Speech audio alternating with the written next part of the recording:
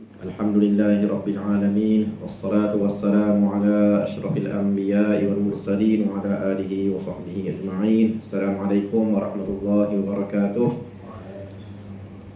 Yang saya hormati Ustaz Hasbi selaku pengurusi ataupun pengurus kepada Musalla Asy-Syifa,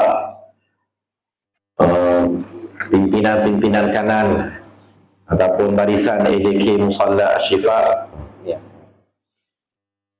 seterusnya para jemaah yang dirahmati Allah sekalian. Alhamdulillah, marilah sama-sama kita panjatkan kesyukuran kita kepada Allah Subhanahu wa taala atas segala limpahan nikmatnya kepada kita. Selawat dan salam kepada junjungan besar baginda Rasulullah sallallahu alaihi wasallam yang telah menunjukkan kepada kita jalan-jalan untuk kita menuju kepada redha Allah Subhanahu wa taala. Mudah-mudahan kita dikumpulkan bersama-sama dengan baginda Rasulullah sallallahu alaihi wasallam di akhirat kelak. Baik tuan-tuan, puan-puan, sidang jemaah yang dirahmati Allah sekalian, hari ini kita sambung kuliah kita dalam kitab Talbisu Iblis, beritan tipu daya iblis. Dan hari ini kita nak sentuh tentang satu bab yang merupakan bab yang besar, iaitu bab muslihat iblis terhadap ulama. Muslihat iblis terhadap ulama. Nak ceritanya ulama ni pun tak terlepas daripada beritan tipu daya iblis. Sehebat mana pun ilmu mereka, mereka tak terlepas daripada beritan tipu daya iblis. Bahkan mereka ni lah sebenarnya yang disasarkan oleh iblis untuk digoda, untuk dibelit. Sebab bagi mereka, orang yang selain daripada ulama ni, orang-orang yang telah, contohnya orang-orang yang telah terjebak dalam kancah maksiat, dosa dan maksiat itu dah dikira tentera iblis dah. Tentera iblis dan tentera syaitan dah. Mereka yang terjebak dalam maksiat.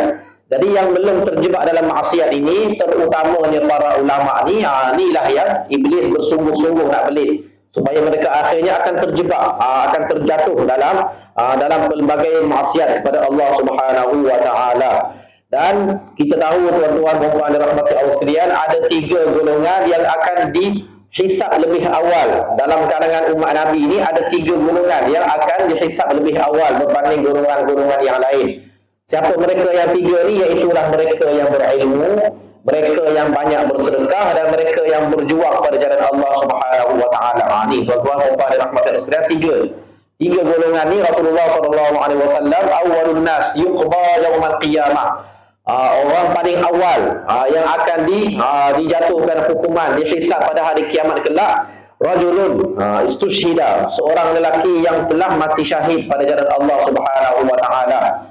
Bila Allah panggil dia, Allah tanya, apa yang kamu buat dekat dunia dulu? Dia kata, aku berjuang pada jalan-Mu ya Allah.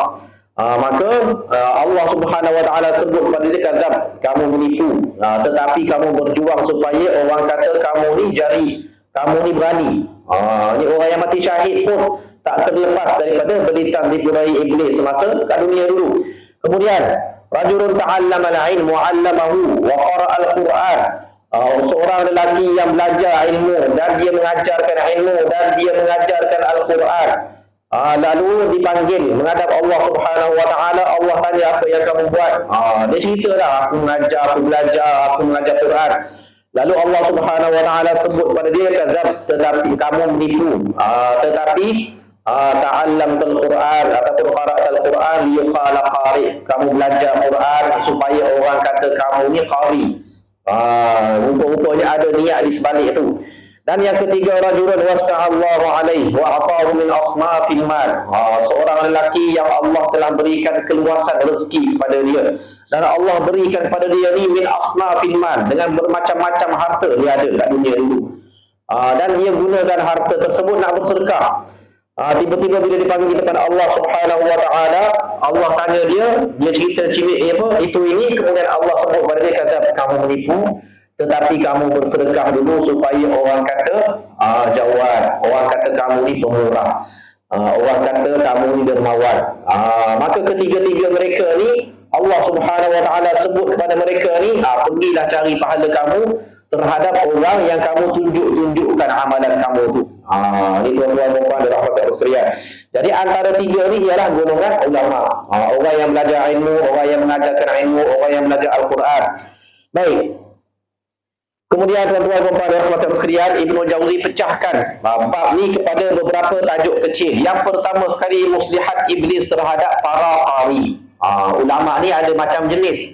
Ada pelbagai jenis ulama. Ada ulama yang bidang dia bidang qari, Quran. Dia ni orang yang belajar Quran, orang yang mengajarkan Al-Quran. Macam mana iblis membelit mereka ni? Ni tuan-tuan dan puan rahmatan sekalian. Yang pertama sekali, kita ringkaskan, di antara mereka ni ada yang menyibukkan diri dalam bacaan-bacaan qiraat yang syadz dan juga mencarinya. Dia sibuk cari bacaan-bacaan Quran yang pelik-pelik, yang syadz. Tuan-tuan dan puan rahmatan sekalian, kita ada al-qiraat as-sab'. Qiraat. Orang yang belajar Al-Quran ni dia belajar qiraat. Kita kadang-kadang kita pernah dengar orang baca wadduha, ada orang baca wadduha wal laili idza saja. Jadi itu contoh-contoh qiraat yang terdapat dalam ilmu qiraat. Ada 7 yang muktabar, dan ada sebagian ulama tambah pada 10 qiraat al-ashr, dan ada qiraat sampai 14 qiraat. Tapi ulama sebut yang muktabarnya 10 ni lah, paling-paling tidak pun. Kalau yang terkenalnya 7. Tapi yang selain itu ada, tapi dikira qiraat syadz. Qiraat asyadzah. Jadi ada di kalangan orang yang belajar Quran ni, dia sengaja cari bacaan-bacaan yang pelik ni. Sebab apa cari benda tu? Nak tunjuk pada orang dia alim lah. Nak tunjuk. Jadi dia sibukkan diri dia, dia habiskan umur dia, sehingga banyak umurnya yang terbang untuk mengumpulkan bacaan-bacaan Quran yang pelik-pelik. Ni kata Ibnu Jauzi.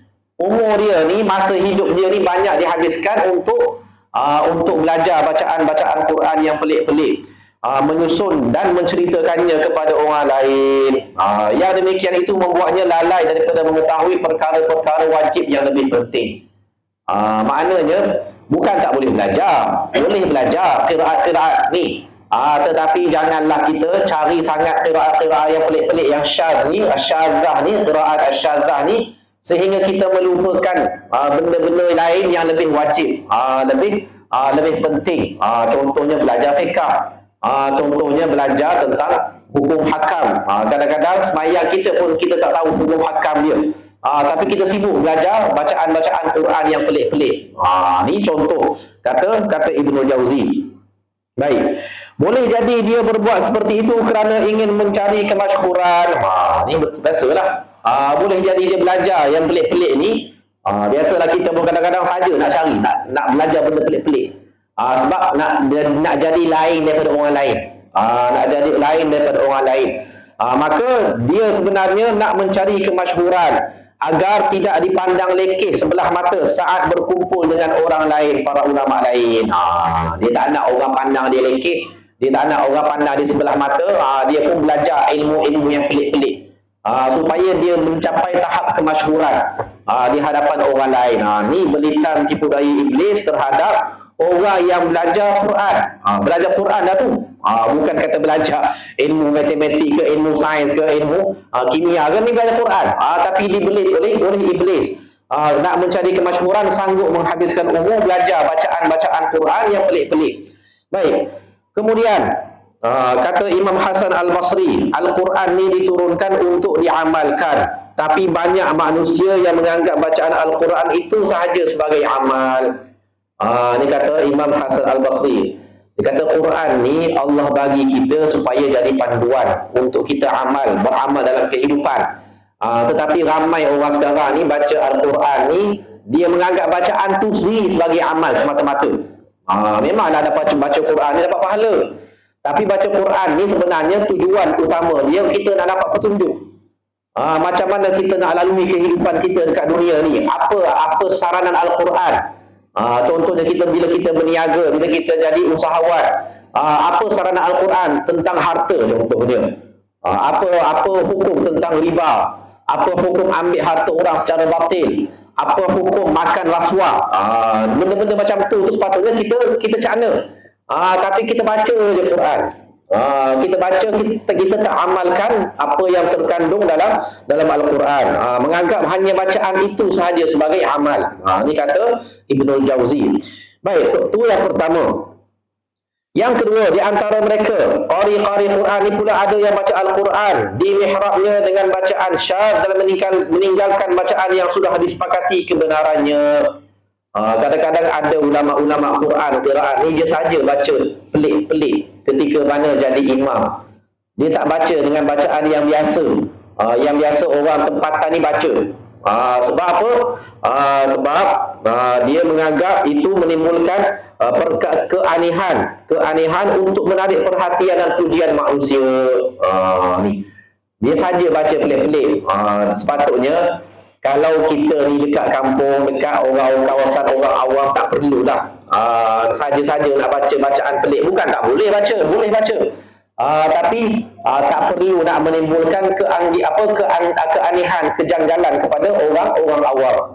Baca bacaan biasa sudahlah. Kalau kita lain lah, kalau kita contohnya kita dekat tempat universiti, tempat orang belajar qiraat. Jadi kita try, okey, subuh ni kita baca qiraat apa Amr Ad-Dani, apa maghrib kita baca qiraat Warash, apa Isyak kita baca qiraat Hafs, contohnya. Tak apalah, tempat kawasan orang-orang yang memang belajar Quran. Tapi kalau tempat-tempat orang awam ni tak perlu nak tunjuk-tunjuk kita ni pandai menguasai bacaan Al-Quran yang pelik-pelik. Bahkan ada di kalangan mereka ni baca bacaan syadz sehingga tidak sah solatnya. Ada bacaan syadz, bacaan yang pelik ni yang boleh diterima, sah semayang kalau kita baca walaupun bacaan tu pelik. Tapi ada bacaan syadz ni yang tak boleh kita baca. Yang tak boleh kita baca, yang kita sebut tadi, yang lebih pada 10 tu. Bacaan yang ke-11, ke-12, 13, 14 tu, ada sebagian ulama kata tak boleh baca. Itu hanya untuk belajar. Belajar boleh, tapi nak baca dalam semayang tak boleh. Tak sah semayang. Tak sah semayang. Ni ada disebut oleh sebahagian para ulama. Jadi janganlah kita ni nak fokus kepada bacaan-bacaan yang pelik semata-mata nak menimbulkan keanehan untuk menarik perhatian manusia. Baik, yang ketiga, ni mungkin tuan-tuan jarang jumpa, tapi dekat negara-negara Arab ni kadang-kadang berlaku.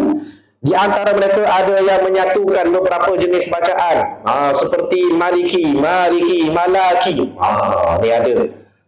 Contoh kita baca Fatihah, Alhamdulillahirrabbilalamin, Ar-Rahmanirrahim. Kita baca Maliki Yaumiddin. Kalau Warash baca Maliki Yaumiddin. Dia tak panjangkan ma tu. Maliki Yaumiddin. Ada Malaki Yaumiddin. Jadi dia saja menggabungkan bacaan tu dalam satu surah. Tak boleh sebenarnya. Bukan begitu. Kalau kita nak baca satu surah ni, baca dengan satu-satu bacaan. Ataupun satu ayat tu baca dengan bacaan khas. Tak perlu kita baca ayat yang sama, lepas tu kita ulang balik ayat yang sama, kita baca dengan bacaan yang lain pula. Ni tak boleh berapa kita jadikan begitu sebagai satu adat kebiasaan. Baik, yang demikian itu tidak dibolehkan kerana dianggap keluar daripada susunan bahasa Al-Quran. Baik, itu yang ketiga. Yang keempat, tuan-tuan perempuan dirahmati Allah sekalian, kita dah selesai bab qiraat.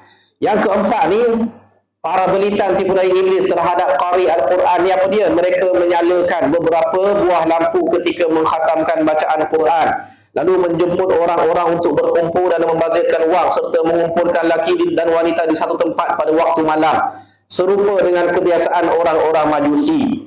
Iblis menampakkan kepada mereka bahawa yang seperti itu dianggap dapat mengangkat nama Islam. Tentu saja itu merupakan tipu daya yang besar. Di zaman dulu ada buat begitu. Bila nak khatam Quran dia nyalakan lampu besar-besar, dia panggil laki perempuan berkumpul dalam majlis dia. Laki perempuan ni bercampur pula dah, laki perempuan. Kemudian mengelilingi lampu yang besar ni.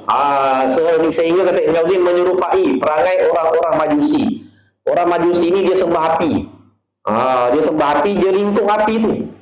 Ada sebahagian tempat dia ringkung api tu. Jadi zaman dulu macam tu juga. Zaman dulu kadang-kadang dia buat api, buat unggun api. Dia ringkung, laki perempuan ada, lepas tu dia baca Quran, khatam Quran. Jadi Ibn Jauzin kata ini seperti perangai ataupun kebiasaan adat-adat orang Majusi. Jadi Iblis menampakkan kepada mereka, mereka ni kita nak mengangkat martabat Islam, kita buat begini sebab kita nak tunjukkan imej Islam. Walhal sebenarnya kita tiru budaya orang lain. berkumpul depan api, berkumpul depan lampu berita, nak baca Al-Quran, berkumpul pula dalam keadaan bercampur laki dan perempuan. Ni tak kena. Baik, kemudian yang keenam, ada pula di antara qari Al-Quran ni yang berlumba-lumba tentang banyaknya qiraat. Pernah kulihat bagaimana sebahagian syekh menghimpun manusia, lalu dia menyuruh seseorang membaca Al-Quran sepanjang hari sehingga khatam 3 kali. Entah bagaimana bacaannya tidak dipedulikan. Pada saat itu orang-orang juga berkumpul untuk melihat dan mendengarkan. Ni Iblis memperlihatkan kepada mereka bahawa banyak bacaannya sama dengan banyak pahalanya.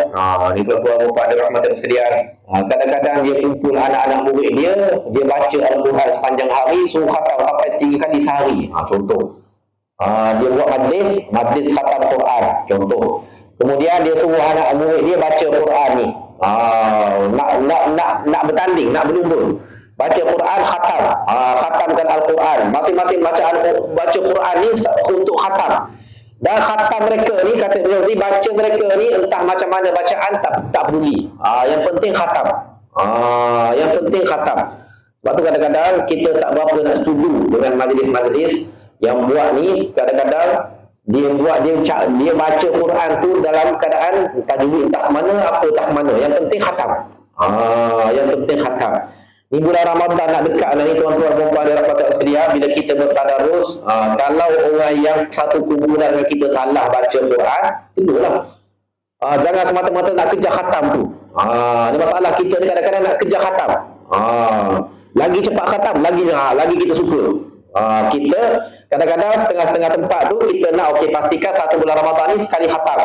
Kumpulan kita ni dapat khatam semua. Baca Quran sama-sama kita khatam sekali. Ada tempat tu saya pernah pergi. Dia berusaha, dia berlumba 3 kali khatam. Sebulan ni kita nak pastikan jemaah kita 3 kali khatam. Baca macam mana pun tak kisah, yang penting khatam. Ini tuan-tuan mobile yang tak sedia. Ni contoh beritan tipu daya iblis. Ni zaman ni dah buat dah. Ada sebahagian guru Quran ni buat macam tu. Tak kisah dah baca macam mana pun, yang penting khatam. Bagi dia banyak kali khatam tu lebih baik bagi dia. Walhal kita baca Quran ni untuk tadabbur. Kita nak baca sama-sama kita baca tu, kita nak faham maksud dia. Kalau kita dapat khatam sekali sebulan, itu pun bagus. Kalau kita baca dengan penuh penghayatan, penuh tadabbur. Berbanding kalau sebulan tu kita khatam banyak kali tapi tak tahu apa. Baca pula entah tunggal langgang, tak macam mana. Baik, ni beritan tipu daya iblis kepada apa tu? Qari Al-Quran. Sedangkan kata Ibn Jauzi, Nabi sendiri pun khatam Quran sebulan sekali. Dan sebelum Nabi wafat, Nabi khatam Quran ni 2 kali sebulan bersama dengan Jibril. Dan dalam Al-Quran pun Allah Subhanahu Wa Taala turunkan Al-Quran ni secara beransur-ansur. Nabi berdakwah selama 23 tahun, Allah turunkan Al-Quran ni bukan sedebuk turun. Tak ada. Allah turunkan Quran ni sikit daripada awal Iqra bismi rabbikal ladzi khalaq tu sampailah ayat yang terakhir yang turun. Ada yang kata surah An-Nasr, ada yang kata ada ayat dalam surah Al-Baqarah yang turun paling akhir sekali. Mana ceritanya semua ayat-ayat Quran ini turun secara beransur-ansur selama 23 tahun. Kenapa Allah buat begitu? Apa hikmah dia? Supaya manusia ni bila turun sikit dia faham, dia beramal. Turun sikit dia faham, dia beramal. Tu tujuan dia. Sebab tu Allah tak turunkan Quran ni sedebuk macam tu. Turun sikit-sikit. Mana? Sebab tu sahabat Nabi kata, bila wahyu turun kepada kami belajar ilmu yang ada pada wahyu tersebut dan apa amal yang boleh kita beramal daripada wahyu tersebut. Tu cara dia. Mana bila kita baca Quran, kita baca sikit, kemudian kita korek. Apakah amalan yang boleh kita buat daripada ayat yang kita baca ni. Tu yang sepatutnya. Bukan nak kejar khatam semata-mata. Baik, yang ketujuh. Baik. Ada sebahagian qari yang menciptakan satu bacaan yang berlagu. Seolah seperti nyanyian. Ni wal'ayyadzubillah. Kata Imam Ahmad bin Hanbal dan juga ulama lain, perkara ini makruh tuan-tuan. Baca Al-Quran berlagu ni okey, bagus, tapi nak ceritanya dia berlagu tu macam jadi lagu dah, macam nyanyi dah. Ada kat negara Arab ni ada pernah buat begitu. Dia contoh dia ambil lagu Siti Nurhaliza, lirik irama lagu tu, dia baca Quran ikut irama tu juga. Ada yang buat begitu. Tak boleh ya tuan-tuan, puan-puan dan puan-puan sekalian.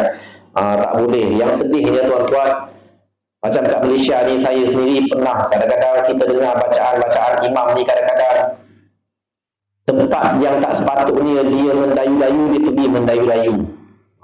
Tempat yang sepatutnya dia baca dengan khusyuk, dia pergi baca dengan berlagu. Jadi kita tahu dia sendiri, imam sendiri pun tak faham apa benda yang dia baca kadang-kadang. Ayat-ayat yang cerita tentang azab, tentang api neraka, tiba-tiba dia bawa dengan lagu yang syok pula. Padahal ayat sepatutnya dia baca dengan khusyuk. Pasal ayat tu cerita pasal api neraka, ayat tu cerita pasal azab akhirat. Dia pergi berlagu pula ayat tu. Seolah-olah benda tu sekadar lagu, nyanyian semata-mata. Ni yang sebab tu Imam Ahmad kata makruh. Makruh hukumnya sampai ke tahap macam tu. Kita baca Quran ni untuk khusyuk, untuk kita memahami tadabbur. Lagu tu kena sesuai dengan tempat. Bukan kata lagu ikut dan. Lagu ikut dan. Ni masalahnya. Sebab tu sebagai ulama mengatakan bahawa perkara ini sebagai makruh. Mereka boleh berlagu dengan sekadarnya. Ni kata Ibn Jauzi. Tapi zaman sekarang Ibn Jauzi ni zaman dia ni zaman sekitar abad yang ke-6 Hijrah. Abad yang ke-6, kita ni abad ke-15. Dia ni abad yang ke-6 Hijrah. Dia kata zaman dia mereka menciptakan nada-nada bacaan berdasarkan nada-nada lagu. Tengok dia kata menciptakan nada bacaan Al-Quran tu berdasarkan nada lagu. Berdasarkan nada lagu yang akhirnya tak jauh berbeza dengan nyanyian.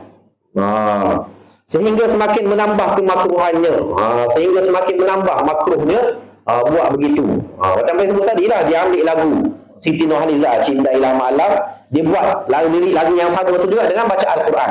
Contoh. Ini satu perbuatan yang tak digalakkan, makruh hukumnya. Baik. Jika Al-Quran sampai dibawa keluar dari batasannya yang layak, maka hukumnya adalah haram. Kalau sampai tahap keluar daripada batasan, melebih-lebih pula, melampau-lampau pula dalam berlagu, maka hukumnya adalah haram. Baik, itu yang ke-7. Yang ke-8, tuan-tuan puan-puan dirahmati Allah sekalian. Yang ke-8, ni belitan tipu daya iblis. Hari ini kita cerita belitan tipu daya iblis. Macam mana iblis ni membelit para ahli Quran, guru-guru Quran dan sebagainya. Jadi yang ke-8 ni ialah mereka menjadikan qari ni bertolak ansur terhadap sedikit dosa dan kesalahan. Kerana mereka merasakan bahawa mereka ni banyak menghafal Al-Quran dan Quran ni boleh memberikan syafaat kepada mereka pada hari akhirat. Ni ada juga. Dia rasa, aku ni guru Quran, aku ni pakar Quran, pakar qiraat. Jadi dia pun bertolak ansur dalam melakukan dosa dan maksiat.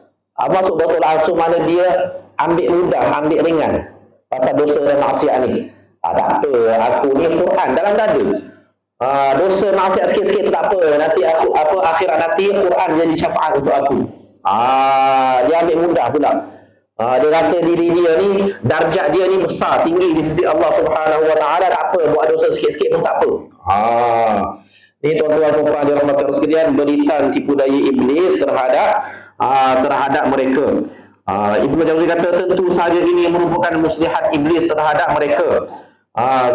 Mereka harus tahu ilmu yang mereka ada ni untuk diamalkan. Bila kita ni jadi orang yang faham Quran, tujuannya untuk kita amalkan. Tiba-tiba kita buat dosa pula, buat maksiat dengan alasan tak apa, Quran ni boleh jadi syafaat, boleh jadi pelindung aku di akhirat kelak. Bukan begitu. Bukan begitu. Cara berfikir yang sebenar. Baik, tuan-tuan dan puan-puan rahmatullah sekalian, itu 8 beritan tipu daya iblis terhadap para ahli Al-Quran. Baik, kita sambung pula muslihat iblis terhadap para ahli hadis. Para ahli hadis, orang yang belajar hadis pula. Tadi belajar Quran, orang yang belajar Quran, orang yang belajar Quran. Sekarang ni orang yang belajar hadis pula, hadis Nabi. Dia kumpulkan hadis-hadis Nabi, dia riwayatkan hadis-hadis Nabi, dia belajar dan dia mengajarkan hadis. Macam mana iblis membelit mereka? Iblis membelit mereka ni dengan bermacam cara juga. Contohnya iblis menjadikan mereka ni sibuk mencari sanad hadis. Tuan-tuan, kadang-kadang kalau kita buka kitab hadis tu, yang tuan-tuan duk baca hadis 40 Riyadhus Shalihin itu yang dah dipendekkan dah dibuang dah. Perawi sanad tu. Perawi sanad tu dah dibuang dah. Ambil daripada sahabat je. An Jabir bin Abdullah, an Abi Hurairah. Kita ambil dari situ je. Sebenarnya susun galu tu panjang lagi. Sebab yang bawa hadis tu contohnya Imam Bukhari. Imam Bukhari nak sampai kepada Nabi tu ada 5, ada 6 jalur riwayat. Mana dia ambil, Imam Bukhari ambil daripada guru dia, guru dia ambil daripada guru dia, guru dia ambil daripada guru dia, guru dia tu ambil daripada sahabat Nabi, sahabat Nabi ambil daripada Nabi. Tu contoh susun galu tu kita panggil sanad. Bila kita belajar hadis 40 Riyadhus Shalihin, kita dah buang dah. Susun galu tu kita ambil yang daripada sahabat je. An Abi Hurairah radhiyallahu anhu, daripada Abi Hurairah Nabi sallallahu alaihi wasallam bersabda. Mana sanad tu daripada Imam Bukhari, daripada guru dia, daripada guru dia, daripada guru dia, kita dah buang. Sebab nak ringkaskan. Nak ringkaskan buku tu. Kalau tak panjang tebal lah buku tu. Jadi zaman dulu tak ada. Zaman dulu dia masukkan semua. Masukkan semua. Imam Bukhari ambil daripada siapa, ni pula ambil daripada siapa, ni pula ambil daripada siapa hadis ni. Baik, jadi akhirnya bila mereka tumpu fokus kepada sanad ni, akhirnya sanad tu jadi panjang. Sanad tu jadi panjang. Apa tu?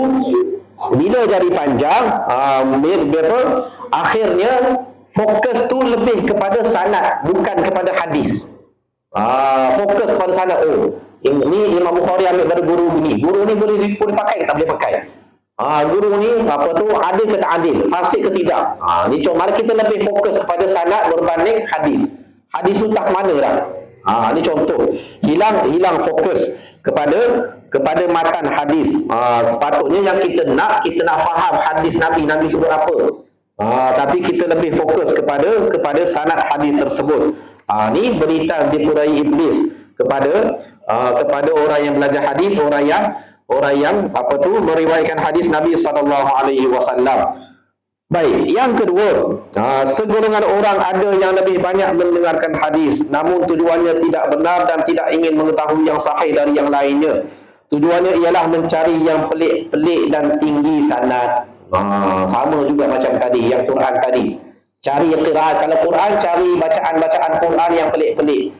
Kalau yang hadis ni pula, cari hadis yang pelik-pelik. Yang pelik-pelik, yang tinggi sanad. Sebab itulah kadang-kadang tuan-tuan, hadis ni pun kena tengok. Kadang-kadang kita rasa kagum. Aku tahu hadis ni sekian. Walhal hadis tu hadis dhaif. Hadis yang tak sahih pun. Contohnya saya sebut, baru ni ada seorang anak murid tanya, Ustaz, macam mana saya nak syarah hadis pasal Nabi akhir zaman ni Nabi sebut akhir zaman ni ulama seperti serigala, ulama ni mencari dunia dan sebagainya. Akhir zaman ni pemimpin macam ni, ulama macam ni pula, orang awam macam ni. Bila saya tengok hadis tu, saya bagi tahu hadis ni hadis dhaif, tak payah nak syarah lah. Hadis ni palsu. Palsu apa, dhaif nak hampir palsu. Tak payah sibuk nak syarah hadis ni. Maknanya kadang-kadang kita sibuk dengan kita nampak hadis ni macam power hadis ni. Hadis kita pasal akhir zaman. Rupanya hadis tu hadis dhaif ataupun hadis tu hadis palsu. Jadi tak perlu nak sibuk nak syarah, nak terangkan kepada orang awam. Miskin ni habis sebut dah dulu. Akhir zaman nanti ulama macam serigala, sibuk cari dunia. Akhir zaman tu nanti pemimpin macam ni, macam ni. Rupanya hadis tu hadis palsu, hadis lemah. Jadi tak perlu kita sibuk cari hadis yang pelik-pelik. Kita fokus pada cari hadis yang sahih. Yang sahih semata-mata. Yang hadis yang sahih banyak dan kita tak mampu beramal. Contohnya Nabi sebut pada kita, man shallal isya'a fi jama'ah faka'annama qama nisfal lail. Siapa yang sembahyang isyak berjemaah, maka seolah-olah dia telah bangun menghidupkan separuh malam. Wa man shalla subha fi jama'ah faka'annama qama al-laila kullah. Siapa yang sembahyang subuh berjemaah, maka seolah-olah dia telah menghidupkan seluruh malam. Sembahyang subuh dan sembahyang isyak berjemaah. Nabi sebut hari ini hadis sahih. Tapi berapa ramai di kalangan kita yang beramal? Semayang isyak berjemaah, semayang subuh berjemaah, pahala dia seolah-olah kita tahajud subuh malam. Kita bangun mendirikan seluruh malam. Pahala dia. Walhal kita tidur malam tu, tapi kita semayang isyak berjemaah, subuh berjemaah je. Tapi tak ramai kita buat. Sedangkan Nabi sebut semayang subuh dan semayang isyak ni semayang yang paling berat bagi orang munafik. Bagi orang munafik Nabi sebut semayang isyak dan semayang subuh ni semayang yang paling berat bagi orang munafik. Dan kalaulah mereka tahu apa yang ada dalam semayang isyak, semayang subuh ni, pahala di sebalik semayang isyak, semayang subuh berjemaah ni, la atauhuma walau habwan. Nabi sebut tentu mereka akan datang untuk semayang isyak dan semayang subuh ni walaupun dalam keadaan merangkak. Nabi sebut walaupun merangkak keluar daripada rumah. Tuan-tuan boleh bayang ke? Keluar daripada rumah merangkak, datang masjid, datang surau, nak semayang subuh, semayang isyak berjemaah. Tapi hadis ni tak ada orang nak beramal pula. Kita sibuk cari hadis yang pelik-pelik, yang lain bunyi hadis ni. Contohnya ni melitan tipu daya iblis kepada golongan yang belajar hadis, golongan yang mengajarkan hadis. Sibuk mencari sanad yang pelik-pelik, matan yang pelik-pelik, dan juga tinggi sanad. Kadang-kadang maksud tinggi sanad ni, tuan-tuan, zaman dulu contohnya, bila dia ambil hadis ni daripada orang ni, contohnya dia ambil daripada A, daripada B, daripada C, kemudian sampai kepada Nabi. Tiba-tiba dia tak dapat jumpa A ni, dia jumpa Z, contoh, jumpa Z. Jadi dia terpaksa ambil hadis ni daripada Z. Aku ambil hadis daripada Z, daripada A, daripada B, daripada C, sampailah kepada Nabi.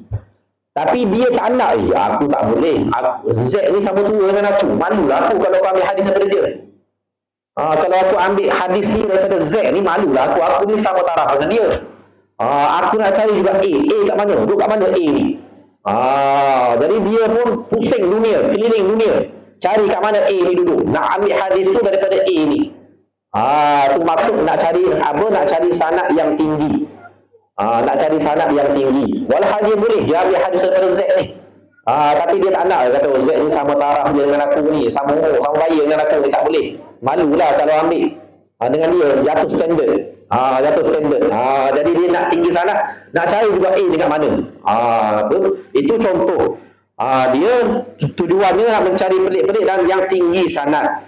Lalu mereka pun berpusing-pusing ke seluruh penjuru tempat agar salah seorang mereka di antara mereka boleh berkata, aku sudah bertemu dengan si fulan bin si fulan, aku mempunyai sanad yang tak ada pada orang lain. Ini contoh. Dia nak berbangga diri. Baik. Yang ketiga, tuan-tuan dan puan dirahmati Allah sekalian, apa lagi berikan tipu daya iblis kepada mereka? Ada di kalangan mereka ni yang ni dia menyamar. Contohnya hadis ni sebenarnya Tok Guru yang riwayatkan hadis ni ada dekat dan cerita ni ada dekat Raqqah. Raqqah ni dekat Syria. Raqqah ni satu tempat dekat Syria. Jadi dulu ada Raqqah ni tempat ulama hadis. Jadi ada hadis-hadis yang diriwayatkan daripada Raqqah, ulama di Raqqah ni. Jadi dia ni dia tak mampu nak pergi ke Raqqah. Dia tak ada kesempatan nak pergi ke Raqqah. Kebetulan dekat Iraq ni ada sungai, ada taman dekat tepi sungai, nama Taman Raqqah. Taman Raqqah. Jadi dia kata, aku bertemu dengan si fulan bin si fulan di Raqqah. Aku mendengar hadis daripada fulan bin fulan di Raqqah. Jadi orang ingat, dia ni dah pernah sampai ke Syria. Bagus dia ni, jauh pergi belajar untuk ilmu. Rupanya Raqqah kat Iraq tu je. Macam kita lah, tuan-tuan. Aku dulu belajar kat UK. Kita pun bagus, hebat ni belajar kat UK. Bukan UK tu, Ulu Kelang. Ulu Kelang. Tapi nak cerita kat orang sebab dia nak tinggikan diri dia, darjat diri dia. Jadi dia menyamar. Aku dulu belajar dekat UK. Kawan-kawan, hebat kau belajar kat UK dulu. Rupanya bukan UK, United Kingdom, Ulu Kelang. Jadi itu contoh. Ulama hadis pelajar hadis dulu pun pernah buat begitu. Dia menyamar. Raqqah, kononnya nama tempat tu dekat dengan nama Raqqah dekat Syria. Dia guna nama Raqqah dekat Iraq ni untuk menunjukkan kepada orang bahawa dia ni dah belajar jauh. Ni contoh beritan tipu daya iblis kepada penuntut hadis. Ini tuan-tuan dan puan rahmat Allah sekalian, tempat belajar ni tak penting pun sebenarnya. Kalau yang penting yang ilmu yang kita dapat. Ilmu yang kita dapat. Kadang-kadang ada sebahagian kita ni kadang-kadang rasa rendah diri. Aku ni dah dekat Malaysia je, macam mana? Sebenarnya belajar kat Malaysia ke, belajar kat Indonesia ke, kat Mesir ke, dekat Madinah ke, dekat Morocco ke, sebagainya, tu sebenarnya bukannya tujuan. Tujuannya kita ni nak belajar cari ilmu. Kalau belajar kat mana-mana pun tapi tak beramal dengan ilmu, tak ada guna juga. Belajarlah jauh mana, tempat hebat mana pun tapi tak beramal dengan ilmu, tak ada guna. Tak ada guna. Baik belajar sebelah rumah. Belajar sebelah rumah pun tapi beramal dengan ilmu, lagi bagus daripada belajar jauh-jauh tapi tak beramal dengan ilmu. Ini contoh beritan tipu daya iblis kepada penuntut hadis yang mencari hadis. Baik, kemudian tuan-tuan dan puan dirahmati Allah sekalian, ni yang selebihnya ni berkaitan dengan ni persengketaan lah, persengketaan antara ulama-ulama hadis sesama mereka. Ni beritan tipu daya iblis jugalah, mereka bersengketa sesama mereka sehingga menyebabkan apa tu, iblis bertepuk tangan. Boleh menyebabkan iblis bertepuk tangan. Contoh macam mana? Contohnya mereka meribah, kepada perawi-perawi tertentu. Ribah ni maksudnya mengumpat, memburuk-burukkan orang lain, meribah orang lain. Ribah ni Nabi sebut zikruka akhaka bima yakrah. Kamu cerita berkenaan dengan saudara kamu ni apa yang dia tak suka. Maka kamu dah dikira ribah, telah meribah dia, kamu telah mengumpat dia. Bila kamu cerita tentang dia benda yang dia tak suka, maka kamu dah mengumpat dia. Tu ribah. Baik, lalu ada sahabat Nabi tanya, afara'aita in kana fi akhi ma aqul. Macam mana pendapat kamu kalau apa yang aku sebut ni memang ada pada saudara aku tu? Memang benda aib tu, kelemahan tu memang ada pada dia. Macam mana wahai Rasulullah? Lalu Rasulullah SAW, in kana fihi ma taqul faqad irtabta. Kalau betul pada dia apa aib yang kamu sebut tu, maka itulah kamu dah mengumpat dia. Tetapi kalaulah benda tu tak ada pada dia, wa illam yakun fihi faqad bahatta. Kalau benda tu tak ada pada dia, maka kamu telah buat fitnah pada dia. Maknanya mengumpat ni, walaupun kita tahu tak, memang betul dia ni memang macam ni, memang aib dia macam ni. Walaupun benda tu betul, kita tak boleh cerita kat orang. Kalau kita cerita kat orang juga, itu dah tidak mengumpat. Kalau benda tu tak betul, kita dah fitnah dia dah. Kita dah fitnah dia. Maknanya apa? Makna walau macam mana keadaan sekalipun, jangan bercakap tentang orang. Jangan bercakap tentang orang. Kita boleh bercakap tentang orang ni, ni para ulama sebut dua tempat je. Kat mana? Yang pertama dekat mahkamah. Dekat mahkamah, biasalah. Suami isteri bergaduh dekat mahkamah. Jadi hakim tanya isteri, kenapa kamu nak minta cerai dengan suami kamu? Masa tu isteri kena bagi tahu lah. Suami aku ni sekian, curang lah, macam-macam. Sebutlah. Sebab depan hakim. Sebab hakim ni nak dengar, nak jatuhkan hukuman. Jadi boleh, masa tu boleh sebut tentang keburukan yang ada pada pasangan. Contoh. Yang kedua, tempat yang kedua, kat mana kita boleh sebut keburukan pasal orang? Bila mana kita nampak kalau kita tak cerita, orang tu boleh ditimpa mudarat. Contohnya kawan kita ni mak rempit, kaki dadah kawan kita. Tiba-tiba member kita ni nak pergi ramah anak Tok Imam. Kata naya Tok Imam ni. Naya Tok Imam, naya ke warga Tok Imam. Kita tahu kawan kita ni kaki dadah, kaki minum arak, kaki disko. Kita kenal dia. Jadi kita timbang, kalau aku tak bagi tahu Tok Imam ni, naya Tok Imam ni.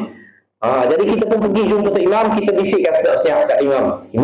Ni yang datang nak melamar anak Tok Imam ni sebenarnya ni kaki minum, ni kaki disko ni. Tak payah terima lah. Jangan kena hati-hati contoh. Jadi kita nak selamatkan maruah, nak selamatkan image Tok Imam tu daripada dimudaratkan oleh kawan kita ni yang tak berapa nak elok ni. Tu contoh. Jadi kita boleh cerita kat siapa? Kita boleh cerita kepada Tok Imam tu seorang, dan keluarga Tok Imam lah. Kita tak boleh cerita kat orang lain pula.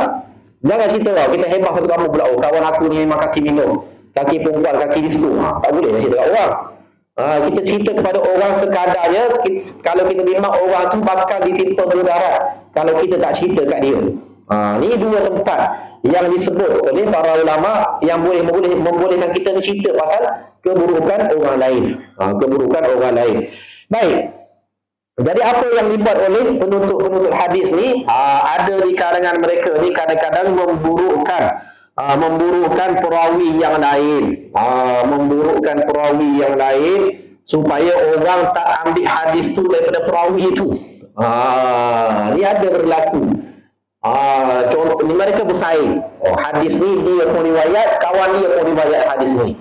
Jadi dia nak orang ambil hadis daripada dia, dia burukkan kawan dia. Kawan aku ni tak berapa siqah. Tak berapa siqah, tak boleh dipercayai. Dia kadang-kadang dia tambah pokok tambah dalam hadis. Ni hadis ni kamu kena ambil daripada aku. Ni contoh. Contoh. Jadi dia memburukkan orang lain semata-mata nak supaya hadis tu orang belajar daripada dia, orang ambil daripada dia. Dia tak boleh lah, tuan-tuan dan puan dalam rahmat sekalian. Ni contoh belitan tipu daya iblis kepada ahli hadis. Baik. Kemudian tuan-tuan dan puan rahmat Allah sekalian, apa lagi muslihat iblis terhadap ahli hadis? Ialah meriwayatkan hadis-hadis yang maudhu', hadis-hadis yang palsu. Hadis-hadis yang palsu ni tuan-tuan dan puan rahmat Allah sekalian, memang banyaklah kadang-kadang tersebar dalam masyarakat kita. Kadang-kadang kita beramal dengan hadis-hadis palsu yang tak ada asal usul sandaran pun daripada Nabi SAW. Tapi kita pergi buat.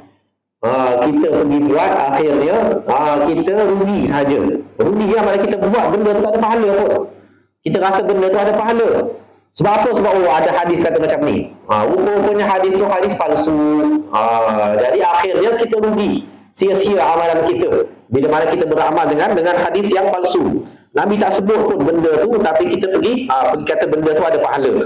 Baik, ni contoh-contoh. Jadi ada di kalangan perawi ahli-ahli pelajar-pelajar hadis ni yang sengaja meriwayatkan hadis palsu, nak mendapatkan kemasyhuran, nak bagi tahu orang seolah-olahnya dia tahu benda-benda yang lain daripada orang lain. Ni ada juga nak tunjuk dia ni lebih alim daripada orang lain. Dia tahu hadis ni berbanding orang lain, walhal hadis tu hadis palsu. Ni contoh berita tipu daya iblis terhadap ahli hadis. Baik, yang ketiga, tajuk yang ketiga, muslihat iblis terhadap fuqaha. Muslihat iblis terhadap orang-orang yang belajar fiqh. Tadi kita cerita muslihat iblis terhadap ahli Al-Quran. Kemudian muslihat iblis terhadap ahli hadis, orang yang belajar hadis, orang yang mengajarkan hadis. Yang ketiga ni muslihat iblis terhadap fuqaha. Fuqaha ni orang-orang yang belajar fiqh, orang-orang yang tahu hukum hakam agama, yang belajar hukum hakam agama. Walaupun mereka belajar hukum hakam, kadang-kadang dibelit juga oleh iblis. Wal'iyadzubillah. Baik, macam mana iblis membelit mereka? Yang pertama sekali, menjadikan dia ni lebih memilih qiyas berbanding hadis yang sahih.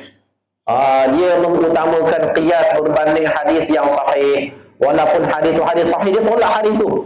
Tak boleh, dia qiyas ni lebih utama. Contoh, walhal hadis sahih ni martabat dia martabat yang kedua. Lepas Quran kita kena tengok hadis Nabi, sunnah Nabi. Kalau tak ada juga sunnah Nabi, baru kita qiyas. Qiyas tu yang diajarkan oleh Nabi kita kepada Sayyidina Mu'adz bin Jabal ketika mana dihantar ke Yaman. Macam mana kalau kamu nak buat? Macam mana kamu nak buat kalau kamu berdepan dengan isu-isu kontemporari, isu-isu baru yang berlaku dekat Yaman? Macam mana nak buat? Nabi tanya Mu'adz. Mu'adz kata, aku akan rujuk. Yang pertama aku akan rujuk pada Al-Quran. Kalau tak ada dalam Quran, aku akan rujuk pada sunnah Nabi. Kalau tak ada sunnah Nabi, Mu'adz kata, ashtahidu ra'yi wala alu. Aku akan ijtihad pendapat aku. Ijtihad ni maksudnya dia akan qiyas tentang benda yang dah ada dalam Quran, benda yang ada dalam hadis. Jadi dia qiyaskan je kepada Quran dan juga hadis. Contohnya, kalau jumpa benda-benda minuman yang memabukkan, apa hukumnya? Benda ni bukan arak, tapi benda ni memabukkan. Jadi kita qiyas Quran kata benda apa? Arak tu haram. Okey, Nabi sebut setiap benda yang memabukkan itu adalah haram. Jadi kita qiyaskan, oleh kerana minuman yang memabukkan, Maka kita pun kata minuman itu haram. Kerana ada sandaran daripada Quran, ada hadis. Walaupun minuman tu minuman yang baru dibuat. Kita baru cipta minuman tu. Tapi dah minuman tu mabuk. Jadi tetap haram minuman tersebut. Walaupun minuman tu kita tak panggil haram. Ini contoh. Baik. Macam mana contoh-contoh yang lain, qiyas berbanding hadis yang sahih. Ini perkara mengacukan kepada qiyas ni telah dibuat oleh syaitan dulu. Syaitan dulu pun bila Allah perintahkan syaitan untuk sujud tunduk kepada Nabi Adam, syaitan buat apa tuan-tuan? Syaitan qiyas. Ya, macam mana? Dia kata Nabi Adam tu dibuat daripada tanah, aku dibuat daripada api. Jadi dia qiyas, api lebih baik daripada tanah. Dia gunakan qiyas berbanding akal, berbanding arahan wahyu. Jadi seolah-olah ni hadis Nabi ini wahyu. Hadis Nabi ini, Nabi apa, wa ma yantiqu 'anil hawa. Nabi tak bercakap berdasarkan nafsu Nabi. Nabi bercakap di atas dasar wahyu. Jadi hadis Nabi ini wahyu, akal kita ni kena ikut wahyu. Tengok pun apa syaitan buat apa. Syaitan ni bila Allah perintahkan sujud tunduk pada Nabi Adam, itu perintah wahyu daripada Allah Subhanahu wa taala. Tiba-tiba dia guna akal dia qiyas. Dia kata api lebih baik daripada tanah. Adam daripada tanah, aku daripada api, maka aku tak boleh sujud tunduk pada Nabi Adam. Ni dia gunakan qiyas. Akal dia. Dia gunakan qiyas akal dia semata-mata walaupun dia tahu benda tu bertentangan dengan arahan Allah Subhanahu wa taala. Ni ada berlaku. Begitu juga orang Arab jahiliyah dulu, tuan-tuan dan puan rahmati Allah sekalian. Bila Allah haramkan riba, bila Nabi larang kita ni makan riba, orang Arab kata apa? Innamal bay'u mithlu riba. Orang Arab kata sesungguhnya jual beli itu sama dengan riba. Dia kata jual beli ni, kita beli barang tu modal RM10, kita jual RM12. Tu jual beli. Riba ni, pinjaman ni, aku bagi hutang dia RM10, aku suruh dia bayar RM12. Sama je. Dia kata jual beli sama dengan riba. Dia qiyas begitu. Walhal benda tu tak sama. Jual beli ni jual beli. Allah sebut wa ahallallahu al-bai'a wa harrama riba. Allah telah menghalalkan jual beli dan Allah telah mengharamkan riba. Walaupun nampak macam sama tapi tak sama. Riba ni tetap haram. Kamu dah bagi dia pinjam RM10, kamu suruh dia bayar RM12. Tak boleh lah. Itu riba. Baik. Kemudian wanita menjadi wali. Ini contoh-contoh. Ada sebahagian orang dia qiyas. Ustaz, kenapa wanita ni tak boleh berkahwin sendiri? Kenapa nak kena ada wali? Sedangkan tengok dia nak qiyas. Sedangkan wanita ni boleh je jual beli. Tak perlu wali pun. Kalau wanita ni keluar pergi beli barang, beli handphone harga RM1,000, boleh je sah je jual beli akad tu.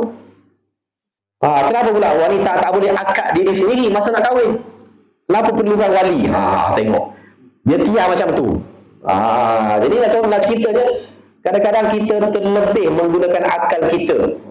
Menggunakan qiyas semata-mata, akal, logik akal semata-mata, sehingga kita menidakkan wahyu Allah Subhanahu wa taala. Sedangkan Nabi sebut ayyuma mar'atin nakahat bi ghairi izni waliha fanikahuha batil. Mana-mana wanita, mana-mana perempuan yang berkahwin tanpa izin wali dia, maka perkahwinannya terbatal. Nabi sebut mana-mana wanita, perempuan yang berkahwin tanpa izin wali dia, maka perkahwinannya terbatal. Batal perkahwinan tersebut. Ini Nabi sebut. Sebab apa wali ini sangat penting, tuan-tuan dan puan rahmati Allah sekalian. Sebab rumah tangga ni, para ulama sebut hikmah dia, sebab rumah tangga ni kita tak tahu pasang surutnya, kita tak tahu kesudahannya. Kadang-kadang kita kahwin sekejap kita bercerai. Kalau kita kahwin tanpa izin wali kita, kita dah seolah-olah kita buang keluarga kita. Bila kita buang keluarga kita, bila kita kahwin dengan orang ni, kita tak tahu kita akan hidup selama-lamanya atau tidak dengan dia. Dia katalah tiba-tiba kita bercerai dengan dia, kita nak balik ke mana? Keluarga kita dah buang. Masa kita kahwin dulu, mak ayah kita tak boleh kita buang. Tiba-tiba kita berkahwin dengan dia. Lepas kahwin setahun dua, tiba-tiba bercerai. Nak balik mana? Nak balik mana? Nak balik rumah mak ayah, malu dah. Jadi sebab itulah pentingnya wali dalam perkahwinan. Dalam perkahwinan ni. Jangan kita main langgar je. Main langgar je. Baik. Ini contoh-contoh dalam soal menggunakan qiyas melebihi wahyu daripada Allah ataupun hadis Nabi SAW. Ini kadang-kadang yang belajar apa bidang agama pun kadang-kadang pelajar menggunakan akal semata-mata berbanding wahyu hadis Nabi SAW yang sahih. Kalau hadis tu hadis dhaif, waktu cerita lain. Ini hadis sahih, dah jelas dah. Baik, kemudian yang kedua mengaitkan hadis, mengaitkan hukum satu-satu hukum tu kepada hadis yang tidak diketahui ataupun hadis yang tidak diketahui statusnya. Kita sewenang-wenangnya buat hukum, kita keluarkan hukum berdasarkan hadis yang kita pun tak tahu hadis tu dhaif atau sahih ke tidak. Kita main langgar je. Kita kata hukumnya haram, hadisnya wallahu alam, tak tahu hadisnya haram ni. Ada mungkin hadis ni ada hadis kes-kes, walhal hadis lemah ataupun hadis palsu. Jadi hadis yang lemah ni kita tak boleh menjadikannya sebagai sandaran hukum. Tak boleh. Salah bila kita menjadikan hadis-hadis yang dhaif, hadis-hadis yang palsu ni sebagai sandaran kepada satu-satu hukum. Hukum ni ada yang wajib, ada yang sunat, ada yang haram, ada yang makruh, ada yang harus. Jadi kita tak boleh sewenang-wenangnya keluarkan hukum berdasarkan hadis yang lemah, hadis yang palsu. Ini tak boleh, kena berjaga-jaga. Terutamanya yang belajar berapa bab agama ni. Ni tuan-tuan dan puan rahmat Allah sekalian. Contohnya dulu saya ingat lagi dulu bila saya belajar masa sekolah rendah dulu, ingat lagi ada guru saya ni, ada ustaz kat sekolah dulu, ustazah kat sekolah dulu, dia kata apa? Siapa-siapa yang duduk tahiyat tu tangan jari ni lebih pada lutut, masuk neraka. Allah, kita dengar pun ya betul ustazah. Apa? Yalah, masa tu kita budak pun kita pelik kenapa sampai tahap macam tu, takkanlah budak di mana orang tu dah semayang elok-elok, tiba-tiba sebab jari lebih pada lutut je masuk neraka. Apa tu ni? Mana tak kena. Pandai-pandai keluarkan hukum. Pandai-pandai keluarkan hukum sewenang-wenangnya. Memang ada. Memang Nabi memang semayang jari samalah duduk betul-betul atas paha. Tak boleh tak lebih lutut. Tapi kalau orang tu terlebih lutut, tak adalah sampai tahap masuk neraka. Janganlah kita ni melampau pula. Lebih-lebih pula. Tak adalah sampai ke tahap masuk neraka tu. Jadi jangan kita nak macam kita nak ajar orang, kita nak didik orang sampai ke tahap kita menerakakan orang. Menerakakan satu-satu perbuatan yang tak layak masuk neraka pun. Takkan sekadar masuk lebih terjari daripada lutut masuk neraka. Walhamdulillah. Bukan macam tu. Memanglah kita nak suruh duduk elok-elok, ikut adab, ikut sunnah Nabi SAW. Jadi ini contoh-contoh. Kita main berdajuk satu-satu hukum tu tanpa melihat kepada hadis. Ataupun kita tak tahu hadis itu statusnya macam mana. Baik. Kemudian muslihat iblis terhadap ahli fiqah ataupun orang-orang yang belajar fiqah ni ialah mereka kurang sekali mendengarkan sisi-sisi kekhusyukan ataupun cerita-cerita yang melembutkan, melunakkan hati. Mereka sibuk dengan masalah-masalah khilafiyah hukum yang membawa kepada perdebatan, tapi kurang kepada pembersihan jiwa. Ni tuan-tuan, kadang-kadang bila kita belajar fiqah, bukan tak bagus belajar fiqah ni. Kita tahu hukum hakam, kita tahu macam mana nak semayang dengan lebih baik. Kita tahu benda ni makruh, tahu benda ni sunat, bagus. Tapi kadang-kadang kita lupa kepada sisi yang lain, iaitu sisi tasawuf, sisi pembersihan hati. Kita sibuk berdebat. Tiba-tiba ada kawan kita, tak, benda ni sunatnya, bukan wajib. Kita berdebat dengan dia. Ni wajib bukan sunat, berdebat. Sedangkan kita nak belajar agama ni, tujuan akhir dia nak bertemu dengan Allah dalam keadaan apa? Dalam keadaan qalbun salim. Illa man atallaha biqalbin salim. Melainkan orang yang akan bertemu dengan Allah dengan hati yang sejahtera. Kita nak bertemu dengan Allah ni dalam keadaan hati kita ni sejahtera, tak simpan hasad dengki, tak simpan permusuhan kepada orang.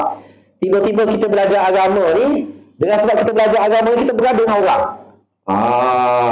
Jadi ini tak kena. Ni kata Ibn Jauzi, tak kena. Ni belitan daripada iblis ni. Iblis dah berjaya membeli kita. Kita elok-elok sebelum ni baik dengan jiran, baik dalam keluarga kita. Tiba-tiba dengan sebab belajar agama, kita bergaduh dengan jiran. Bergaduh dengan adik keluarga kita sendiri. Sebab hukum je. Kadang-kadang sebab hukum.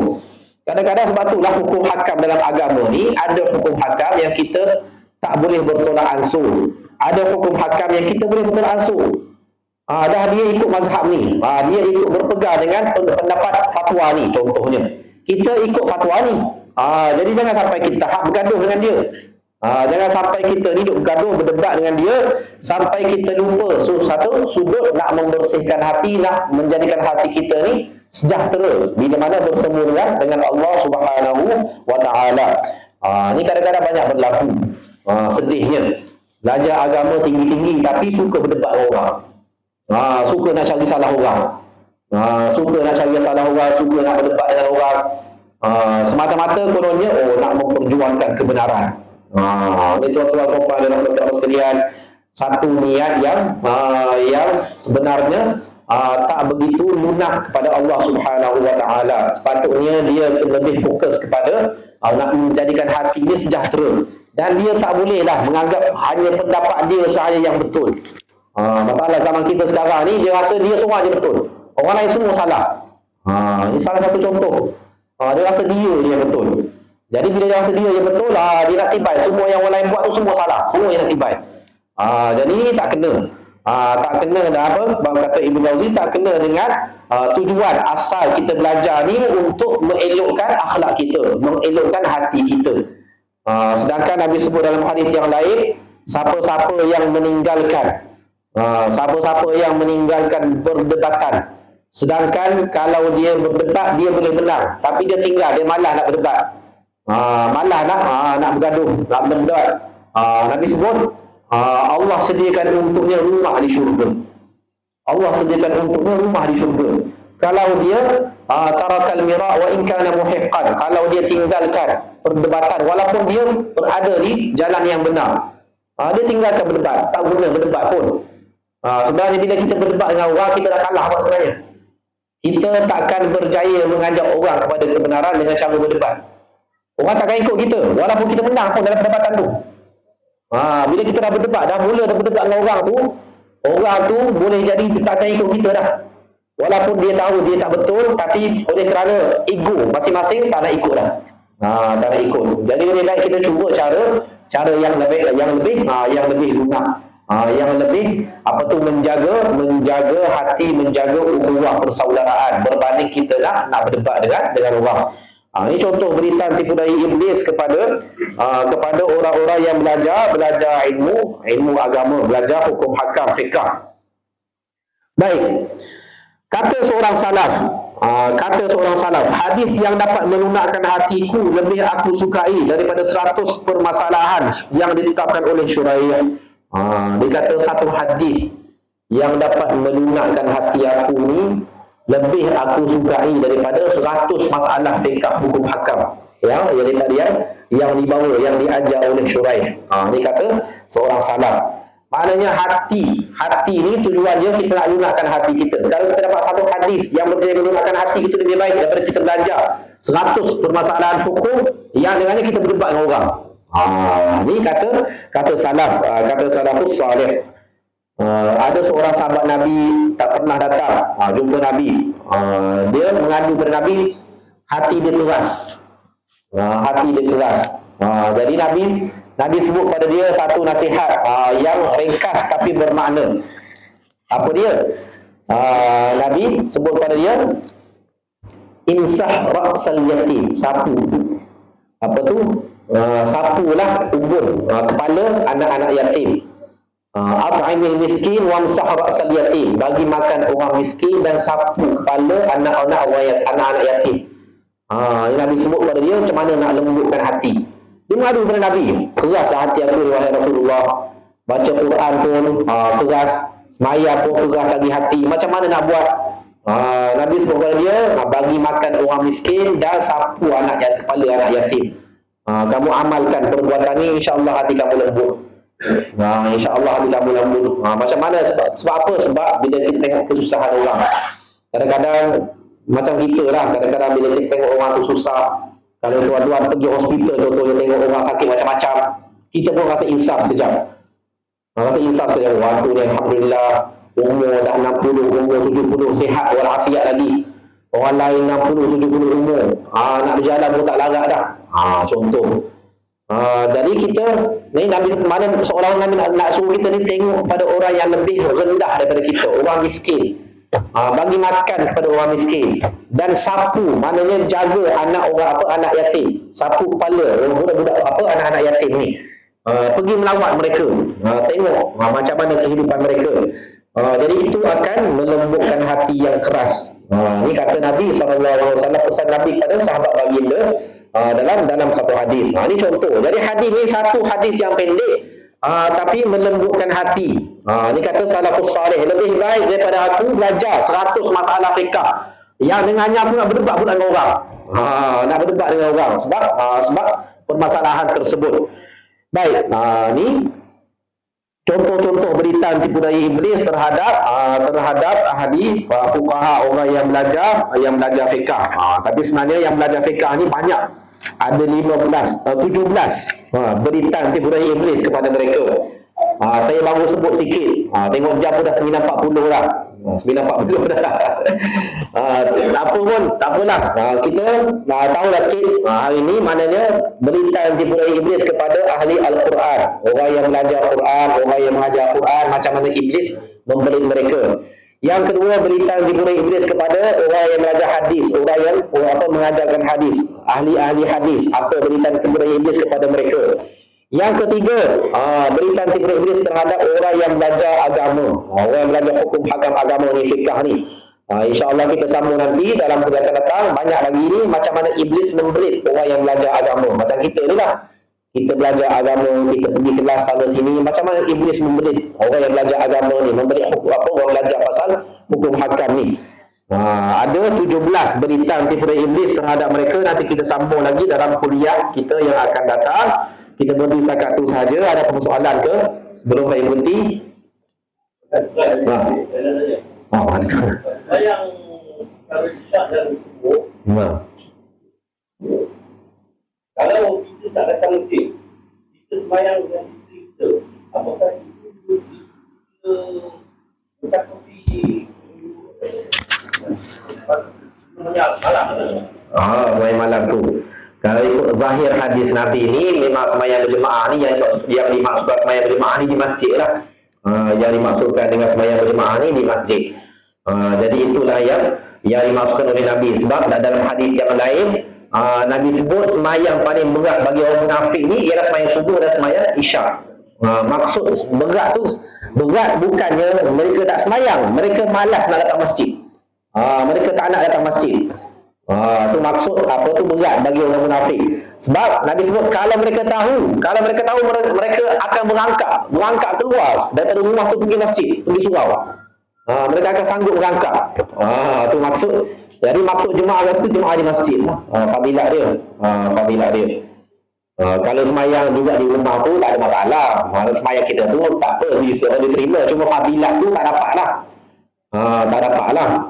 Jadi nak fadilat tu, sebab kita tahu bila kita ke masjid ni, satu langkah kita ke masjid tu meninggikan darjat dan menghapuskan dosa. Langkah kita tu, bila kita berwuduk kat rumah, kita melangkah keluar dari rumah pergi ke masjid, masuk ke masjid pula kita baca doa, duduk nak tunggu imam keluar nak sembahyang tu pun dah ada pahala dah. Lepas tu kita berjemaah pula di masjid. Jadi pahala yang terkumpul tu banyak tu, menyamai pahala seorang kita telah mendirikan separuh malam. Tu isyak. Kalau kita buat macam tu kat subuh, seolah-olah kita telah mendirikan seluruh malam. Sebab pahala yang terkumpul tu, umpama dia macam tu lah. Jadi maksud jemaah di situ jemaah di masjid.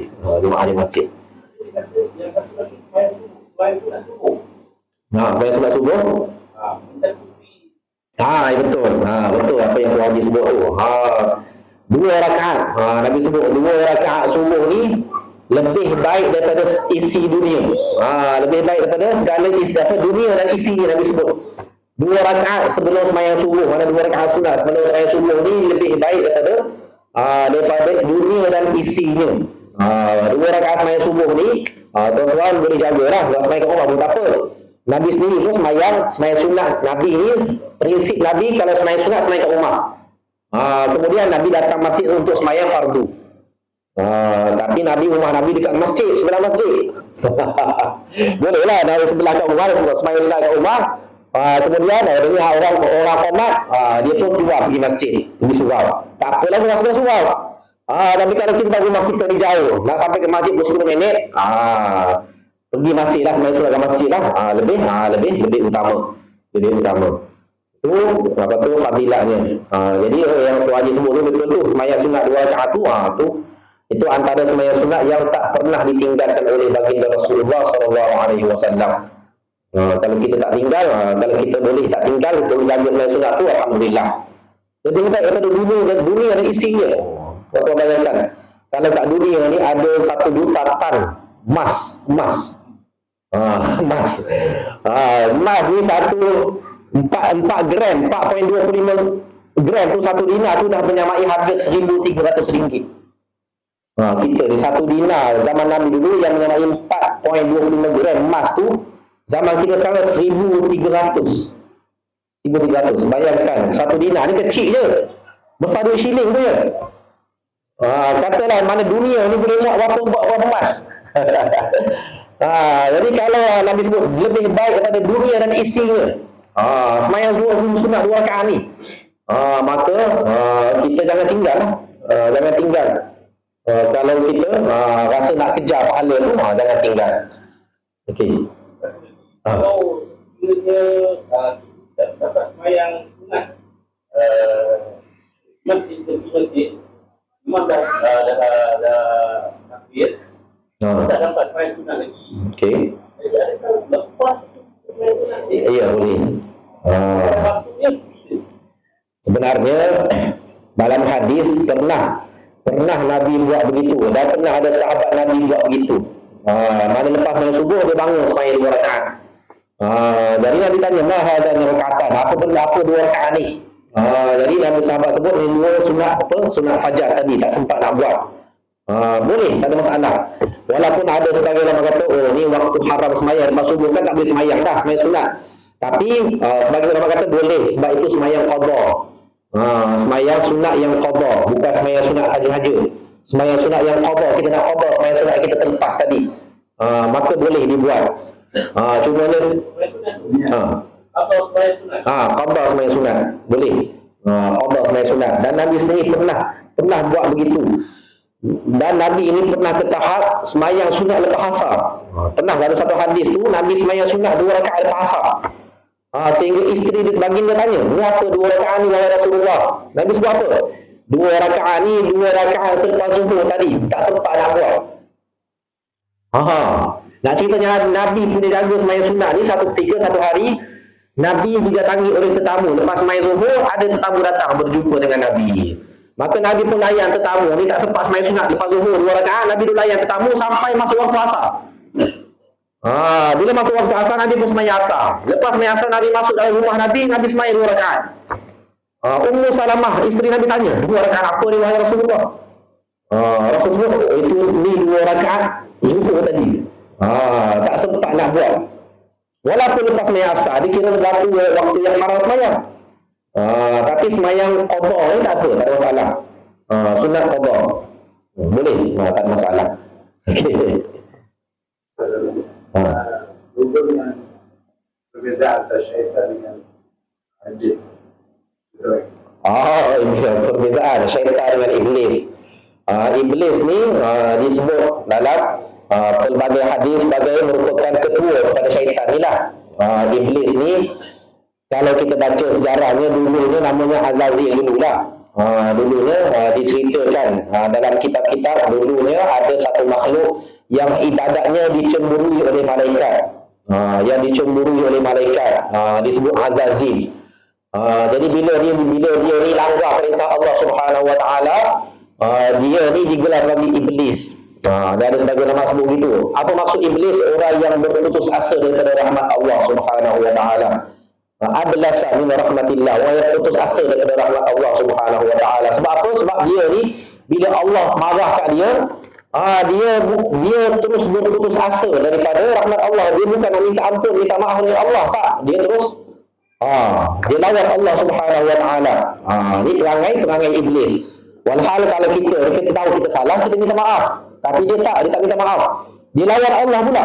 Lawan Allah, aku akan pastikan anak cucu Adam ni akan aku sesatkan. Dia nak challenge pula. Dia alhamdulillah, ni perangai iblis. Dari syaitan ni keturunan dia.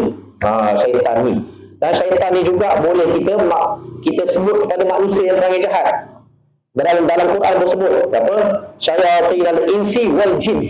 Syaitan manusia dan syaitan jin. Syaitan manusia dan syaitan jin. Syaitan ni berasal dari perkataan syafuna. Syafuna ni maksudnya jauh daripada rahmat Allah Subhanahu wa taala. Jauh daripada rahmat Allah Subhanahu wa taala. Ni maksud syaitan. Jadi iblis ni dikira ketua dia lah. Syaitan ni kira tentera iblis lah. Macam tu lah. Dalam hadis yang lain Rasul sebut, inna iblis yabahu arsyahu 'alal ma. Iblis ni meletakkan singgasananya di atas air. Dekat laut, dekat atas air ni ada singgasana iblis, dan dia hantar syaitan-syaitan ni untuk pergi menyesatkan Bani Adam. Ada hadis yang sebut begitu. Jadi maksudnya itulah beza iblis dan syaitan. Baik, kita berhenti setakat itu saja. Waktu jam 9.50. Aqulu qawli hadza wa astaghfirullahal azim li wa lakum. Wassalamualaikum warahmatullahi wabarakatuh. Subhanakallahumma wa bihamdika asyhadu an la ilaha illa anta astaghfiruka wa atubu ilaik. Bismillahirrahmanirrahim. Alhamdulillahi rabbil alamin. Wassalatu wassalamu ala asyrafil anbiya'i wal mursalin wa ala alihi wa sahbihi ajma'in. Allahumma ij'al jam'ana hadza jam'an marhuma wa tafarruqana min ba'dihi tafarruqan ma'suma. اللهم انفعنا بما علمتنا وعلمنا ما ينفعنا وزدنا علما. ربنا آتنا في الدنيا حسنة وفي الآخرة حسنة وقنا عذاب النار. وصلى الله على خير خلقه محمد وعلى آله وصحبه أجمعين والحمد لله رب العالمين.